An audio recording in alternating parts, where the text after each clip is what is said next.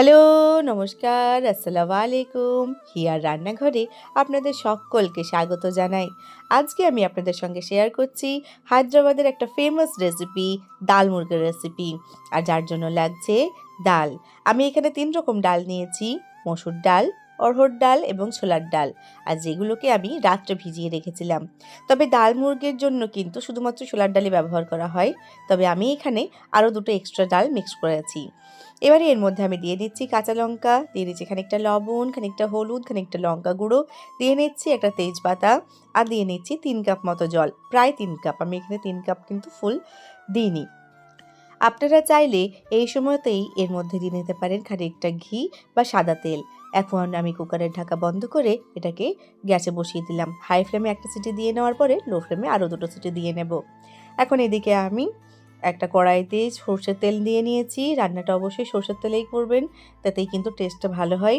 তেল খুব ভালোভাবে গরম হয়ে গেলে আমি এর মধ্যে দিচ্ছি গোটা গোলমরিচ, দিয়ে নিচ্ছি শুকনো কাশ্মীরি লঙ্কা, গোটা বড় এলাচ, দিয়ে নিচ্ছি একটা স্টার এনিস, ছোট এলাচ, গোটা লবঙ্গ এবং দারচিনি। এটা একটু নেড়ে নেব। এর থেকে যখন সুন্দর গন্ধ বেরিয়ে আসবে তখন এর মধ্যে দিয়ে দেব কুচি করে রাখা পেঁয়াজ। আর পেঁয়াজ দিয়ে খুব ভালোভাবে পেঁয়াজটাকে খানিকক্ষণ ভেজে নেব। পেঁয়াজটাকে বেশ খানিকক্ষণ ভেজে নিয়ে যখন বেরেস্তার মতো রং চলে আসবে তখন এর মধ্যে দিয়ে নেব কেটে কুচি করে রাখা টমেটো। এখানে আমি একটা বড় টমেটোর অর্ধেকটা নিয়েছি। এই রান্নাটার মধ্যে আমি যে যে উপকরণগুলি ব্যবহার করছি সব কিছুর পরিমাণ আমি ডিটেলসে ডেসক্রিপশনে দিয়ে দেব। আপনারা প্লিজ ওখান থেকে একটু চেক করে নেবেন। এখন এই সময় আমি দিয়ে নিচ্ছি পরিমাণ মতো লবণ। লবণ দিলে টমেটো এবং পেঁয়াজ দুটোই নরম হয়ে যাবে। এবার খানিকক্ষণ নেড়ে নেওয়ার পরে এর মধ্যে দিয়ে নেব আমি আদা রসুন বাটা। আদা রসুন বাটা দেওয়ার পরে খানিকক্ষণ নেড়ে নেওয়ার পরে এর মধ্যে আমি অ্যাড করতে থাকবো গুঁড়ো মশলা, যার মধ্যে আছে জিরে গুঁড়ো, ধনে গুঁড়ো, গরম মশলা গুঁড়ো, আর লঙ্কা গুঁড়ো এবং হলুদ গুঁড়ো। কথা বলতে বলতেই সিটি পড়ে গেছে।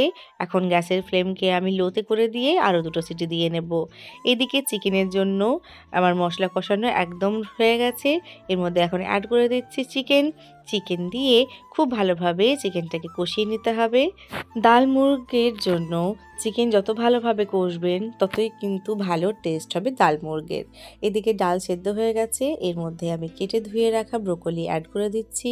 আপনারা এখানেই লাউ দিতে পারেন। আসলে কিন্তু ডাল মুরগির মধ্যে লাউ দিতে লাগে, কিন্তু আমার কাছে এই মুহূর্তে লাউ ছিল না, তাই আমি এখানে ব্রোকলি দিয়েছি। এখন একটা গুঁড়ো মশলা বানাবো, যার জন্য আমি নিয়েছি বড় এলাচ, আর লাগবে ছোট এলাচ, খানিকটা দারচিনি, খানিকটা গোটা গোলমরিচ, খানিকটা গোটা জিরে এবং খানিকটা গোটা মৌরি।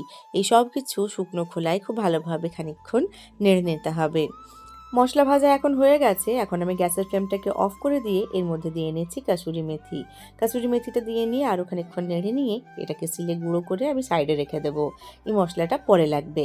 এখন চিকেনের মধ্যে দিয়ে নেব ডাল। ডালের মধ্যে ব্রোকলি দিয়েছিলাম, সে ব্রোকলি খুব ভালোভাবে সেদ্ধ হয়ে গেছে। চিকেনের মধ্যে এটাকে দিয়ে খুব ভালোভাবে নেড়ে নিতে হবে, যাতে চিকেনের সঙ্গে ডাল খুব ভালোভাবে মিশে যায়। ডাল মুরগি এখন প্রায় রেডি। চিকেন খুব সুন্দরভাবে সেদ্ধ হয়ে গেছে। এখন উপর থেকে ছড়িয়ে দেব গুঁড়ো করে রাখা গরম মশলা। গরম মশলা দিয়ে নিয়ে একটু নেড়ে এটাকে সাইডে রেখে দেব। আর অন্যদিকে আমরা বানিয়ে নেব একটা ফোড়ন, যা এই ডাল মুরগিকে আরও বেশি সুস্বাদু করে তুলবে। আর তার জন্যে একটা তড়কা প্যানের মধ্যে নিয়ে নিচ্ছি সর্ষের তেল।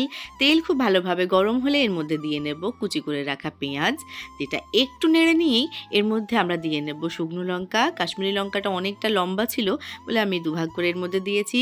দিয়ে নিচ্ছি খানিকটা আদা কুচি, খানিকটা কারি পাতা, দিচ্ছি খানিকটা ধনে পাতা, আর খুব ভালোভাবে এটাকে নেড়ে নেব। ধনে পাতাটা কিন্তু একটু শেষের দিকে দেওয়াটাই ভালো।